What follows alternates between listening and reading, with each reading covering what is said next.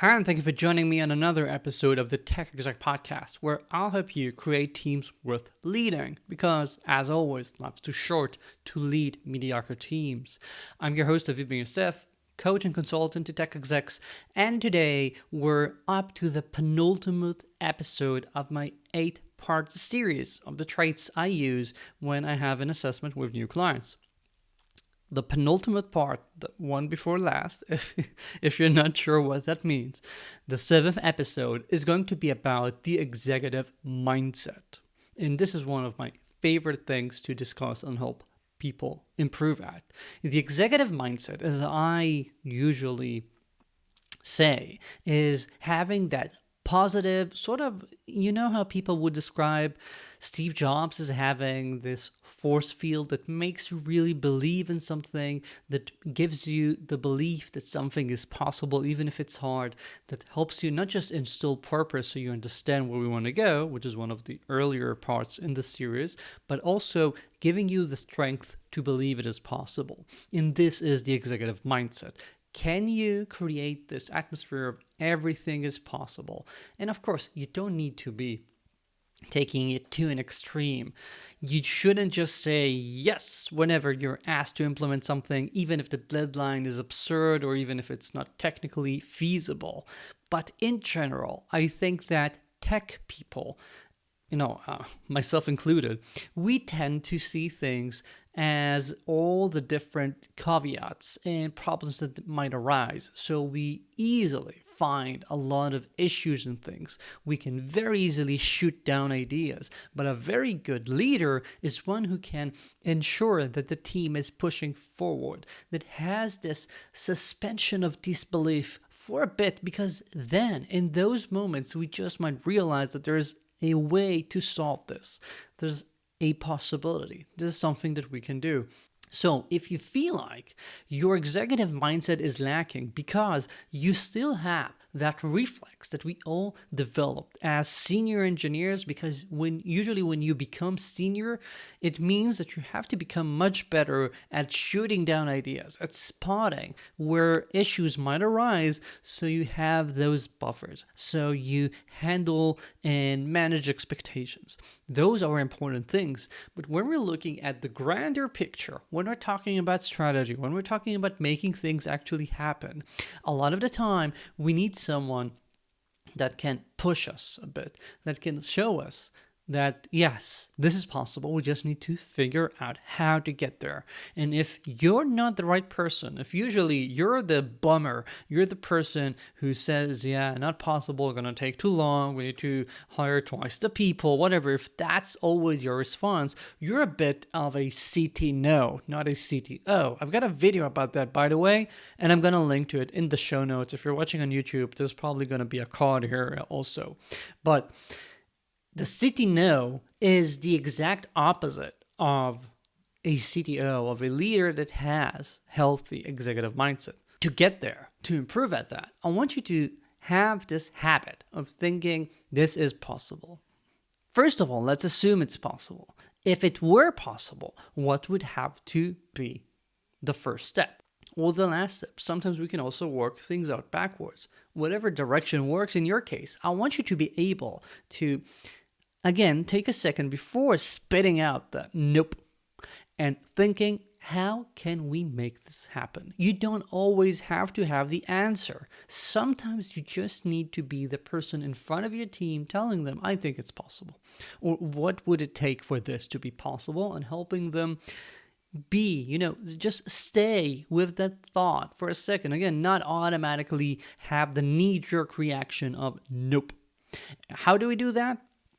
Say, I understand this might be pushing it, but for a second, let's assume it's possible. Or if we were Meta, how would we do it? If we were Elon Musk, how would we do it? I mean, not Elon Musk as in whatever you think about his ideas, but as in if you had his amount of resources, would it be possible then? Okay, if so, what can we take from that idea? Sometimes we first of all need to realize that something is just even possible at all, and then start stripping away issues around so we find the bare bones idea, approach that would work for us. And when we do that, when we provide that positive energy into the discussion, we help the company find more innovation, find more ways of achieving things that otherwise would have been shut down immediately. And this is a magical ability of key tech leaders I've worked with, those who really had a noticeable impact on the direction the company took, not just on execution, not just on creating a healthy tech organization, but ensuring that we do things that others, and sometimes their competitors, would have assumed is not possible. When you do that, you create something really unique. So I want you to think a bit more about the latest options that you had to shoot down, about the latest meetings that you sat in and were this CT no, and try to have this exercise about how you could have you acted differently. Again, you don't always have to have the ideas about how to make it happen. You need to give your people the suspension of disbelief. One of my favorite real examples that many of you, I'm guessing, could relate to if you tried in the past. I like chess, but I'm a very poor player. I'm not really that good. So sometimes when you just show me a chessboard with a given position and ask me, what would you do now? I might say, I don't know, and just suggest some pawn move or something that doesn't make a lot of sense, just to feel like I answered you. However, if you show me the same board and tell me, white to win, white to mate in 2 moves or something like that, you essentially give me the suspension of disbelief, showing me the same board. Nothing has changed, but you're not telling me you can win. I'm telling you it's possible. Now tell me, how would you do that? And when you tell me that, I'm going to be working much harder because I know it's possible. So having that executive mindset can help us find those solutions. Another example, which is real, and I'm guessing you've heard previously on the podcast because I really like it, is when I studied at university. For some reason, they had a mistake in one of the exams that essentially they had a problem for us to solve that was impossible to solve, because had we solved it, it would have proved that P equals NP. I'm not going to go into the computer science part there, but something that no one has proven ever. And I assumed it was possible to answer that specific problem because, that was the exam. And I racked my brain against it for like an hour, and I just couldn't come up with a solution in the exam room. I just wrote down that I don't think it's possible and went out. Did I solve P equals NP? Of course not.